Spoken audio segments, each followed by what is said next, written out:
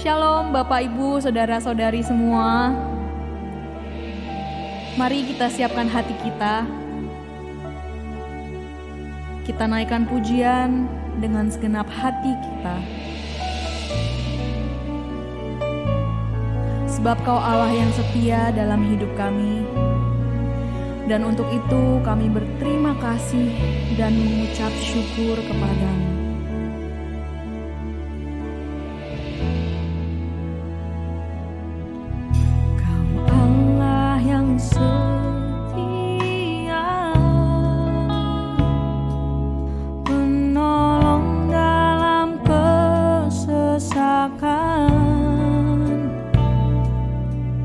Sumber kekuatan di saat aku membutuhkan.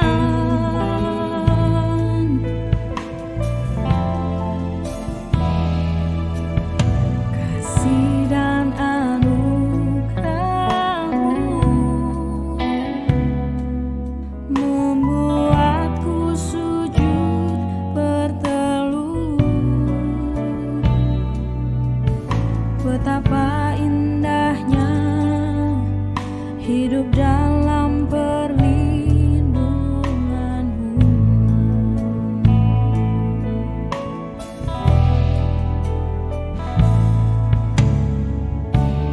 Hanya Engkau yang menawan hatiku. Kerinduanku hanya padamu. Kau kekasih jiwaku.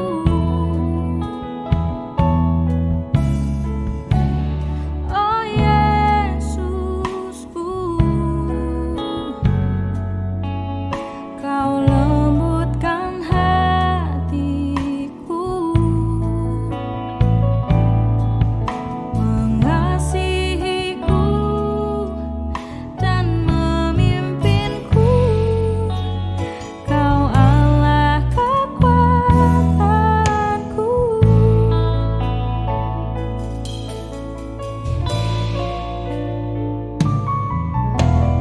Kau Allah yang setia, penolong dalam kesesakan, sumber kekuatan di saat aku membutuhkan.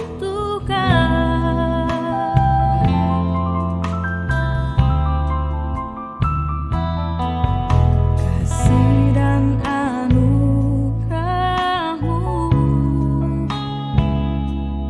membuatku sujud berteluh. Betapa indahnya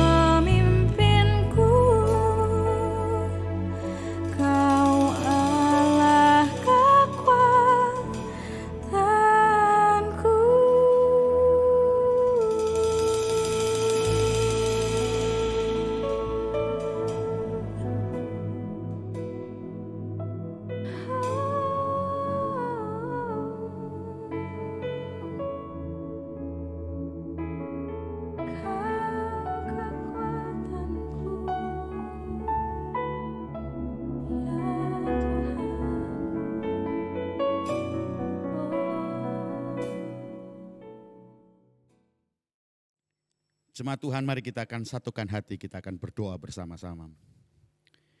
Bapa di dalam kerajaan sorga, kami mengucap syukur untuk anugerah kasih dan pemeliharaan-Mu yang sudah terbukti dan nyata di dalam hari-hari hidup yang kami jalani.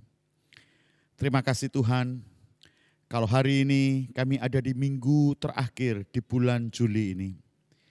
Pemeliharaan dan kasih-Mu itu telah terbukti. Dan kami mau mempercayakan seluruh kehidupan kami, sisa hidup kami di hari-hari yang Tuhan masih percayakan untuk kami jalani. Kami percayakan semua hidup kami ada di dalam tangan kemurahan anugerah kasih-Mu. Mari Tuhan, kami membutuhkan firman-Mu. Karena firman-Mu lah menjadi jaminan dan kepastian akan hari depan kami.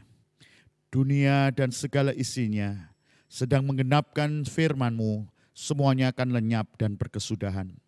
Tapi firman-Mu akan tetap untuk selama-lamanya. Biar hidup kami akan dibangun di atas dasar firman-Mu. Berfirmanlah kepada kami. Berkati dan urapi setiap kami yang akan mendengar. Dan biar kiranya kuasa Roh Kudus akan memeteraikan firman Allah ini di dalam setiap loh hati kami. Terima kasih Tuhan, kami berdoa dan kami mengucap syukur. Haleluya. Amin.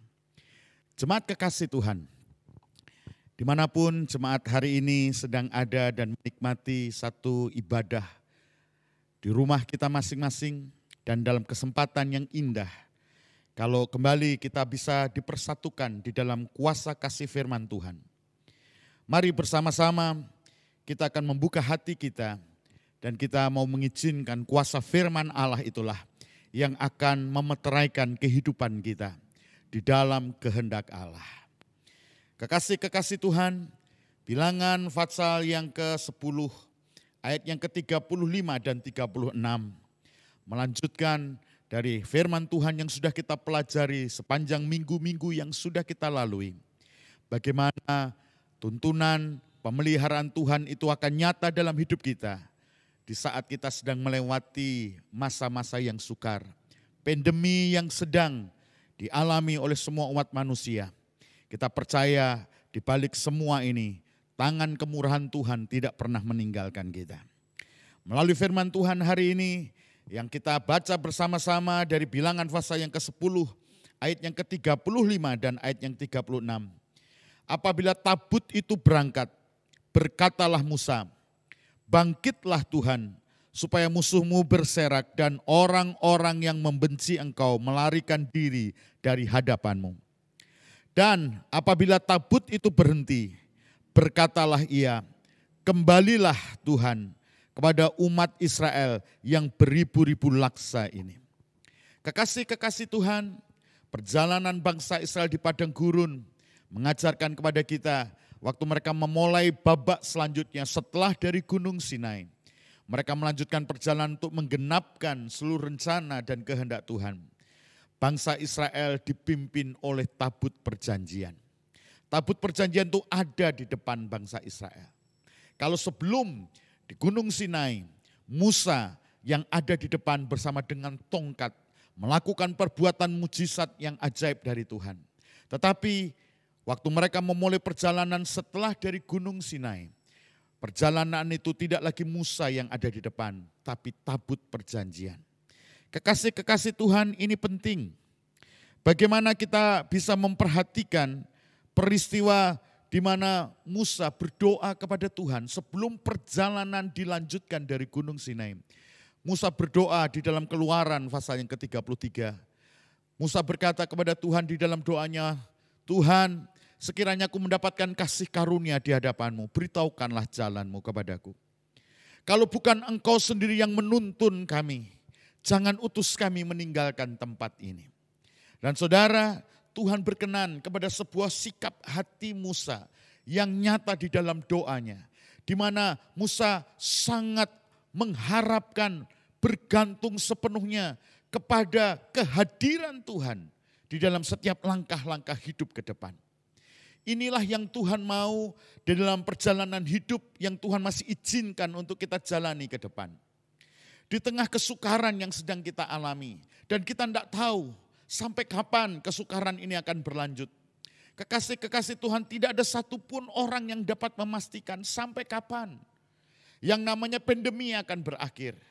Semua harapan yang dibangun memberikan kepada kita harapan untuk supaya tidak dengan waktu yang terus berlarut-larut dan panjang.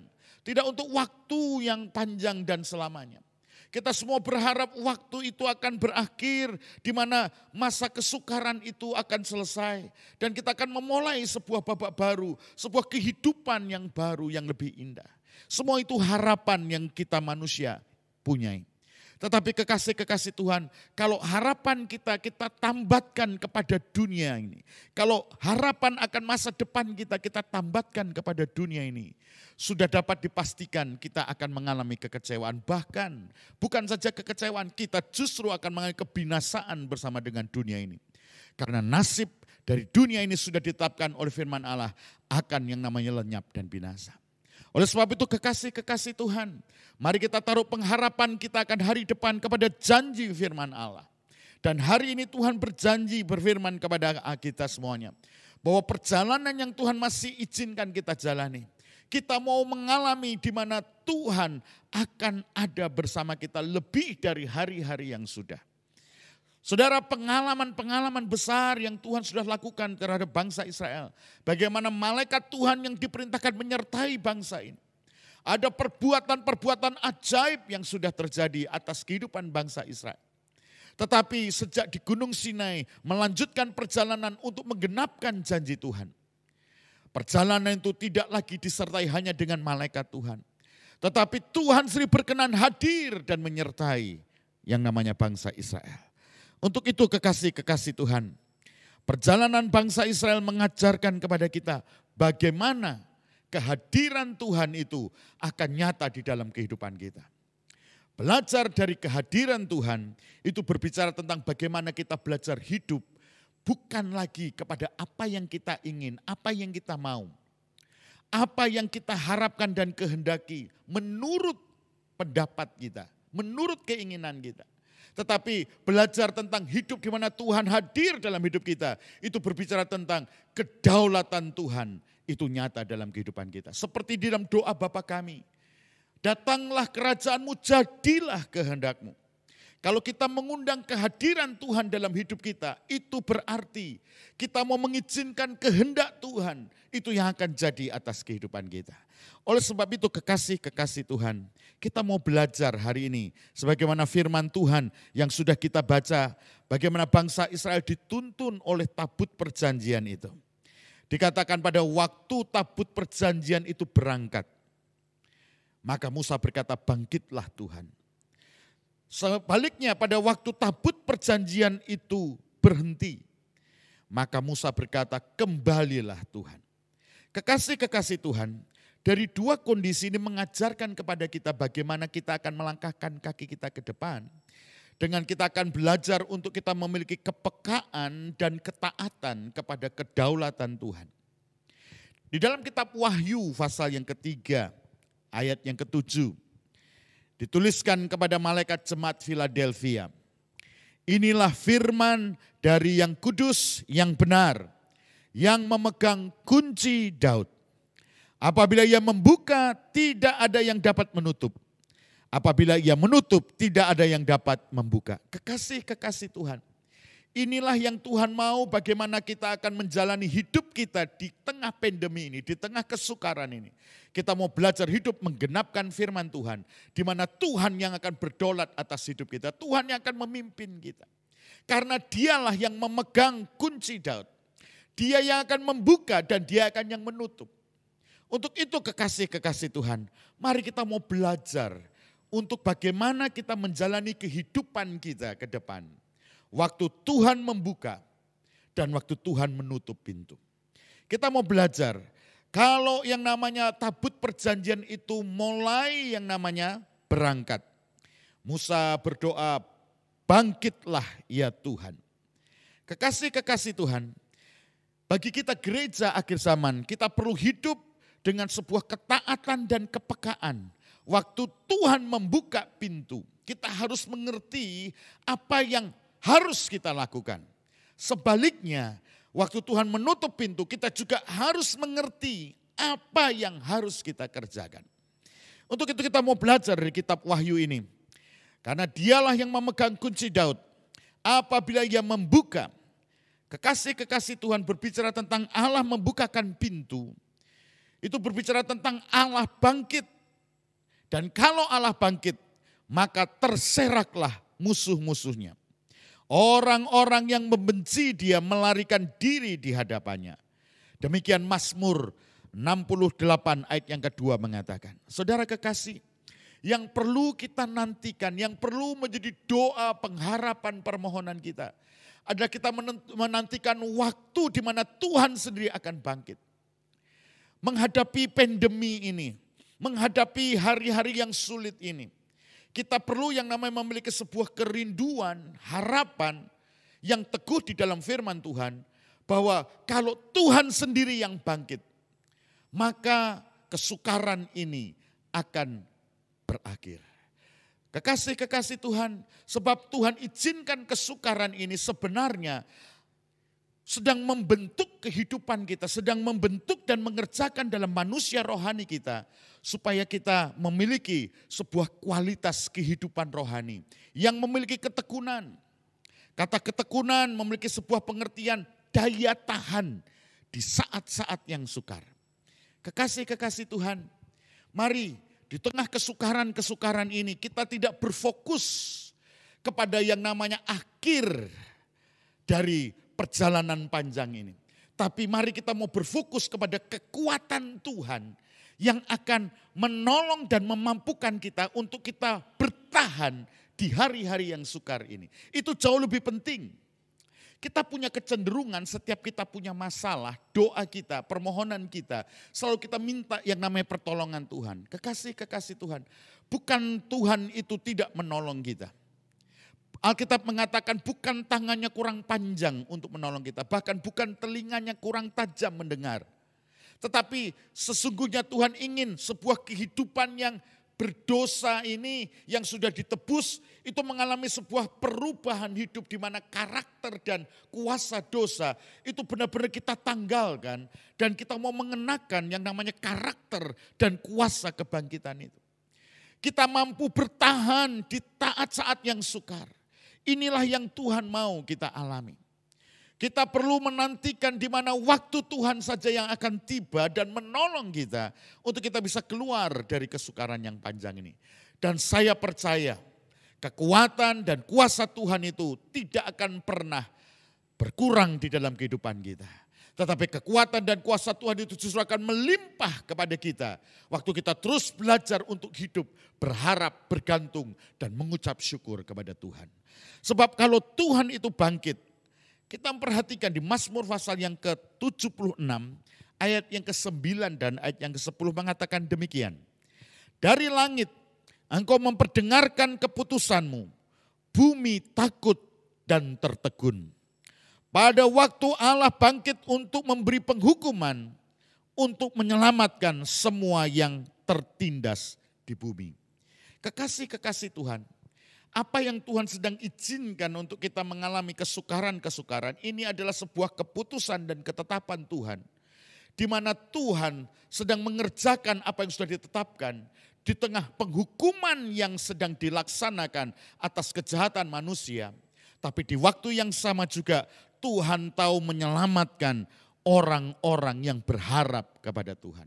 Orang-orang yang menaruh pengharapannya itu kepada Tuhan. Orang-orang yang tidak mengandalkan kepada kekuatan manusia. Sebab Alkitab mengatakan terkutuklah manusia yang mengandalkan kekuatan manusia. Tetapi diberkatilah orang-orang yang mengandalkan Tuhan, yang menanti-nantikan Tuhan. Yang kekuatan dan pengharapannya itu ditempatkan kepada yang namanya Tuhan sendiri. Kekasih-kekasih Tuhan, kita menantikan waktu di mana Tuhan itu akan bangkit. Tetapi kita juga perlu belajar di dalam menantikan waktu di mana Tuhan bangkit atau Tuhan membuka pintu. Sebaliknya kalau Tuhan belum membuka pintu, Tuhan belum bangkit. Mari kita harus tahu, sebagaimana di dalam perjalanan bangsa Israel waktu tabut itu berhenti. Musa di dalam doanya dia berkata, kembalilah ya Tuhan. Kekasih-kekasih Tuhan, berbicara tentang kembalilah ya Tuhan. Atau waktu Allah masih menutup pintu, Yesaya pasal yang ke-30 ayat yang ke-15 hingga yang ke-21 mengajarkan kepada kita hal demikian. Pada waktu Tuhan menutup pintu, sebab beginilah firman Tuhan yang Maha Kudus Allah Israel, dengan bertobat dan tinggal diam, kamu akan diselamatkan. Dalam tinggal tenang dan percaya terletak kekuatanmu. Saudara, ini firman disampaikan Tuhan untuk bangsa Israel. Tetapi kalau kita melihat konteks ayat ini, bangsa Israel, Raja Yehuda lebih memilih mengandalkan kekuatannya sendiri. Lebih memilih mengandalkan pertolongan dari Mesir. Dan akibatnya bangsa Israel mengalami yang namanya murka Tuhan. Tuhan menyerahkan mereka kepada musuh-musuh. Mereka mengalami hari-hari tertindas dan penghukuman Allah terjadi atas mereka. Kenapa? Karena bangsa Israel memilih tidak bertobat dan mereka tidak yang namanya berharap kepada Tuhan. Untuk itu bagi kita gereja Tuhan, kita belajar dari kegagalan bangsa Israel. Dan dari kegagalan itu kita percaya ada kuasa Roh Kudus dan firman Allah diberikan kepada kita supaya kita tidak tinggal di dalam kegagalan-kegagalan itu. Firman Tuhan dan Roh Kudus akan menolong kita untuk kita belajar dari kegagalan itu. Kita akan maju dengan kekuatan dan kuasa Roh Kudus. Kita akan berjalan di dalam firman-firman Tuhan. Kekasih-kekasih Tuhan, dikatakan di dalam Yesaya tadi bahwa yang namanya Tuhan Allah yang Maha Kudus berfirman, dengan bertobat dan tinggal diam kamu akan diselamatkan. Kalau Tuhan masih menutup pintu, kalau Tuhan belum membuka jalan, itu adalah anugerah di mana Tuhan mau berperkara dengan kita. Bertobat dan tinggal diam. Ini berbicara tentang sebuah sikap hati yang mau berperkara dengan Tuhan. Supaya Tuhan mau apa yang kedapatan tidak berkenan, itu Tuhan mulai berperkara. Dan kita mau membuka hati kita mau mengizinkan, merelakan untuk Tuhan yang akan bekerja dan mengambil dalam kehidupan kita. Saudara, kadang kita tidak tahu, ada begitu banyak kelemahan dosa yang kita pikir kita sudah selesaikan.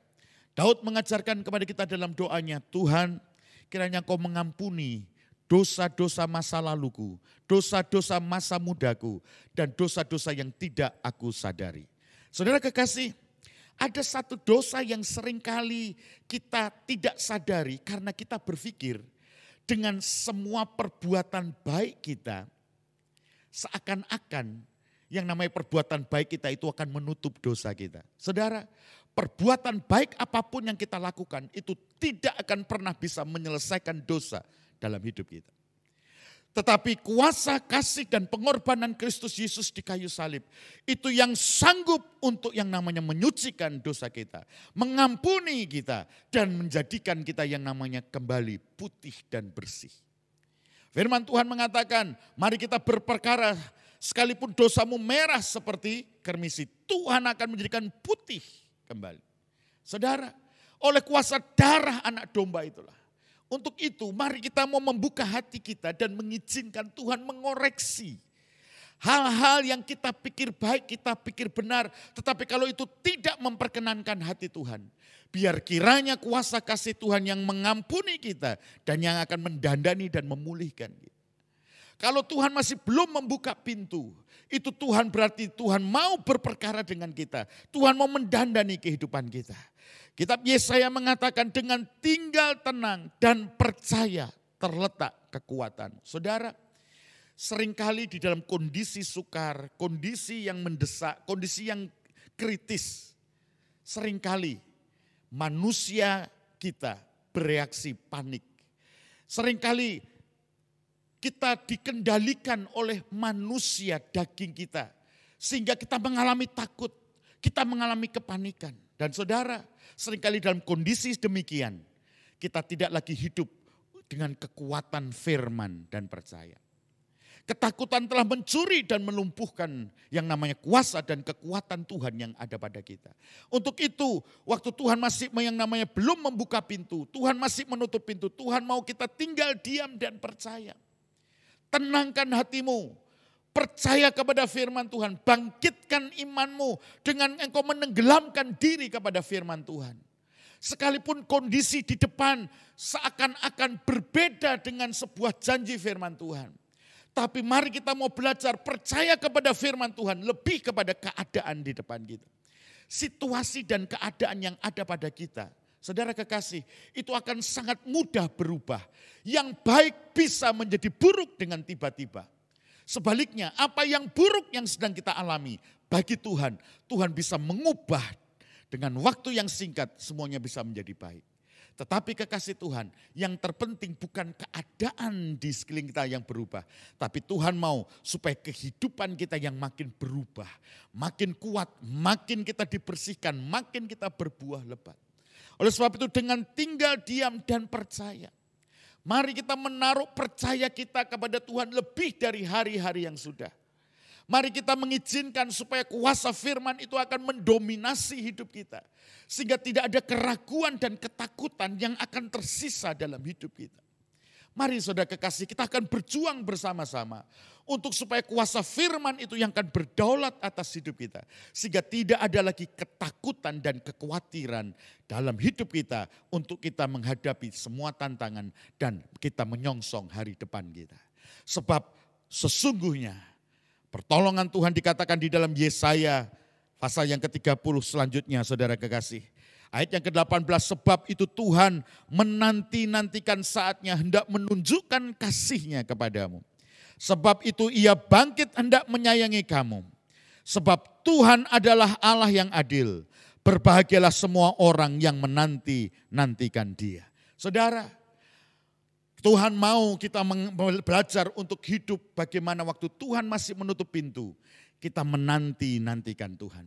Kita berdiam diri, kita menaruh pengharapan kita, percaya kita kepada Tuhan. Kita membangun iman kita. Jangan mengizinkan kekhawatiran dan ketakutan. Kita mau belajar percaya kepada Tuhan bukan hanya 99%. Tapi kita perlu belajar kepada Tuhan 100%. Sebab saudara percaya kepada Tuhan, itu kalau tidak 100%, itu sama artinya dengan kita itu tidak percaya. Kalau kita percaya 99%, itu sama artinya kita tidak percaya kepada Tuhan. Sebab percaya kepada Tuhan itu perlu total, itu perlu 100%. Dan saudara, mari di tengah kesukaran yang sedang kita alami, minggu-minggu yang sudah kita lewati, kita percaya tangan kemurahan Tuhan. Itu yang sudah terbukti menolong kita. Dan kalau kita masih menghadapi kesukaran hari ini, kita tidak tahu sampai kapan. Tapi satu hal yang kita percaya, kalau Tuhan bangkit, maka semua persoalan ini akan berubah. Dari semua kesulitan, Tuhan akan mendatangkan kebaikan. Dari gelap akan terbit terang Tuhan. Dan saudara kekasih, sebelum waktu itu tiba, kalau Tuhan masih menutup pintu, Tuhan mau untuk kita yang namanya berdiam diri. Kita bertobat. Kita percaya kepada Tuhan. Dan izinkan kuasa firman Allah dan Roh Kudus yang akan terus membaharui iman, pengharapan kita. Supaya pada akhirnya di dalam kuasa kasih-Nya kita akan menjadi sempurna. Untuk itu kekasih-kekasih Tuhan, mari renungan firman Tuhan bagi kita minggu ini akan memberikan jaminan dan kepastian untuk kita akan mengakhiri bulan Juli ini. Kita akan ketemu kembali di dalam persekutuan ibadah kita di minggu yang pertama di bulan Agustus dalam anugerah dan kemurahan Tuhan yang akan nyata dan terbukti dalam hidup kita. Tuhan kuatkan kita semuanya. Tuhan berkati kita semuanya. Dan dengan kekuatan dan pertolongan Tuhan, kita akan jalani hari hidup kita. Dan kita akan melihat kehadiran Tuhan, lawatan Tuhan akan mengubahkan kehidupan kita untuk kita menjadi sempurna di dalam rencananya. Mari kita akan bersama-sama tundukkan kepala. Kita akan akhiri renungan firman Tuhan hari ini. Bapa di dalam kerajaan sorga, terima kasih untuk anugerah-Mu. Kami boleh menikmati hari yang Tuhan sudah jadikan. Tuhan, sepanjang minggu yang akan kami jalani mengakhiri bulan Juli ini. Sampai minggu besok kami akan ketemu di awal bulan Agustus. Kami percaya tangan kemurahan-Mu itu yang akan memelihara kami. Tangan kemurahan-Mu yang akan menopang kami. Dan kekuatan yang datang dari Tuhan itu akan melimpah di dalam kami. Sebab kami percaya Tuhan, kekuatan yang ada pada kami adalah terbatas. Tapi kekuatan yang datang dari Tuhan itulah yang akan melimpah atas kami. Yang menantikan Tuhan akan membaharui kekuatannya. Sebab kekuatan Tuhan itu yang akan terus bertambah atas kami. Berkati sidang jemaat-Mu sepanjang minggu yang akan kami jalani. Dalam tangan kemurahan-Mu hamba berdoa, biar seluruh kehidupan kami akan ada, akan hidup dan akan terpelihara. Kekasih-kekasih Tuhan, terimalah berkat yang dari Tuhan akan memelihara kehidupan-Mu sepanjang minggu yang akan Kau jalani. Dalam segala kelimpahan dan berkat Tuhan akan terjadi atas hidup-Mu. Kiranya tangan kemurahan Tuhan akan mencurahkan berkat atas setiap jemaat-Mu dimanapun kami berada. Dan di dalam berkat nama Tuhan Yesus kami berdoa. Haleluya. Amin. Tuhan memberkati kita semuanya.